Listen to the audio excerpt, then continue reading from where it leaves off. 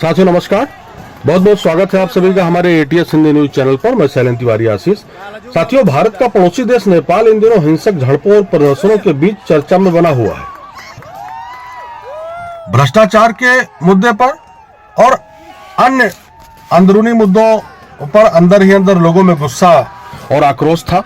इसी बीच social media पर सरकार द्वारा बैन लगाए जाने से युवाओं का गुस्सा फूट पड़ा। हजारों की संख्या में युवा प्रदर्शनकारी काठमांडू की सड़कों पर उतर गए। पुलिस द्वारा रोके जाने पर यह प्रदर्शन हिंसक हो गया। पुलिस फायरिंग में लगभग 20 लोगों की मौत और 300 से ज्यादा घायल होने की खबर है। हालांकि नेपाल में रह रहे लोगों से जब एटीएस हिंदी न्यूज ने फोन पर वार्ता की तो पता चला कि घायलों और मृतकों की संख्या में इजाफा है। अपनी पार्टी नेपाली कांग्रेस और कई मंत्रियों के कहने के बाद भी ओली सोशल मीडिया से बैन हटाने को तैयार नहीं हुए। उधर देश भर में हालात बद से बदतर हो गए। प्रदर्शनकारियों का गुस्सा थमने का नाम नहीं ले रहा था। प्रदर्शनकारियों का नारा था कि करप्शन बैन करो, कनेक्शन नहीं।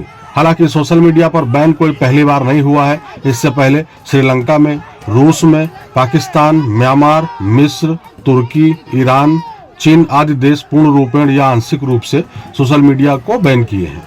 इस आंदोलन का व्यापक असर पड़ा। आंदोलनकारियों के आगे सरकार को झुकना पड़ा, घुटने टेकने पड़े। प्रधानमंत्री देश छोड़कर भाग खड़े हुए। कई वरिष्ठ नेताओं और अधिकारियों की पिटाई भी हुई है।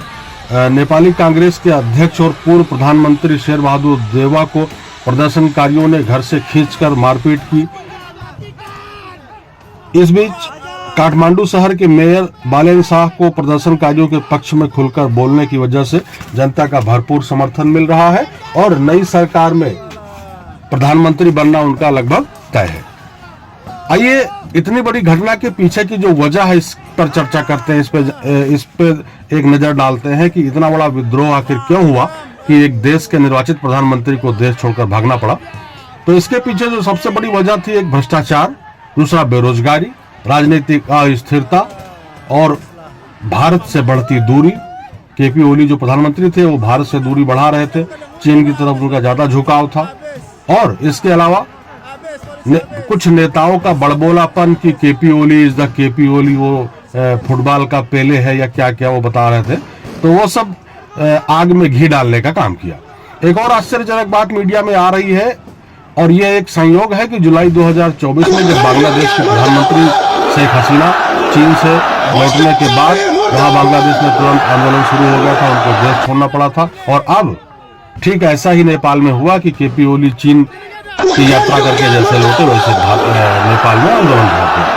भारत का सबसे नजदीकी पड़ोसी होने और खुली सीमा होने के कारण बॉर्डर पर भारतीय सुरक्षा एजेंसियों ने अपनी चौकसी बढ़ा दी है। प्रदर्शनकारियों के भारत में घुसने की कोशिशों के बाद कुछ सीमाओं को सील भी कर दिया गया है। इस बीच भारत की विपक्षी पार्टी के कुछ नेताओं के बयान आए हैं कि ऐसा अपने यहाँ भी हो सकता है, ये अगला नंबर किसका है, इस तरह का। तो इस विषय पर मेरा मानना है कि भारत में इस तरह की तख्तापलट की कोशिश संभव नहीं है, असंभव है। सरकार चाहे जिसकी हो, मैं किसी एक सरकार की बात नहीं कर रहा हूं। भारत में किसी भी सरकार के समय तख्तापलट की कोशिश या इस तरह के विद्रोह का होना असंभव है। कारण उसका यह है कि भारत का जो लोकतांत्रिक ढांचा है बहुत मजबूत है। दूसरी वजह यह है कि भारत कोई एक देश थोड़े नहीं है, ये 28 देशों का एक समूह है। यहाँ अनेकता में एकता है। जैसे अगर यूपी वालों का कोई आंदोलन हो तो केरल वालों का उसमें कोई इंटरेस्ट नहीं रहेगा, केरल वालों को कोई फर्क नहीं पड़ेगा। मणिपुर में कोई आंदोलन अभी पिछले दिनों हुआ, राजस्थान वालों को या कर्नाटक वालों को इससे कोई मतलब नहीं रहा। अभी पिछले दिनों किसान आंदोलन बड़ी चर्चा में था, लेकिन अब वो किसान आंदोलन किसानों के नाम का आंदोलन था, लेकिन उसमें भी पूरे देश के किसान शामिल नहीं थे। केवल कुछ हिस्सा पंजाब का, कुछ हरियाणा का और कुछ यूपी के जिलों के किसान ही शामिल थे। तो भारत में इस तरह की घटनाओं का होना असंभव है, मुश्किल है, क्योंकि भारत का जो लोकतांत्रिक ढांचा बहुत मजबूत है।